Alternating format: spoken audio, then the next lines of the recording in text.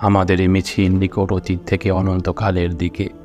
আমরা বদর থেকে উহুদ হয়ে এখানে শত সংঘাতের মধ্যে এই শিবিরে এসে দাঁড়িয়েছি। কি প্রশ্ন করে আমরা কোথায় যাব? আমরা তো বলেছি আমাদের যাত্রা অনন্তকালের। উদয় ও অস্তের ক্লান্তি আমাদের কোনো দিনই বিহবল করতে পারেনি। আমাদের দেহ ক্ষত বিক্ষত, আমাদের রক্তে সবুজ হয়ে উঠেছিল মুদার প্রান্তর।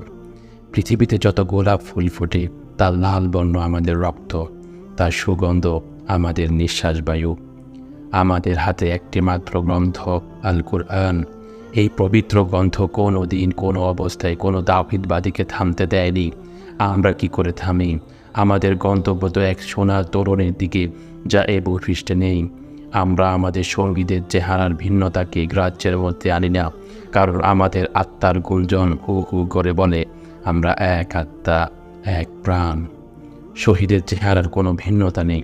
আমরা তো শাহাদাতের জন্যই মায়ের উদর থেকে পৃথিবীতে পা রেখেছি, কেউ পাথরে, কেউ দাপুর ছায়ায়, কেউ মরুভূমির উষ্ণ বালু কিংবা সবুজ কোনো ঘাসের দেশে।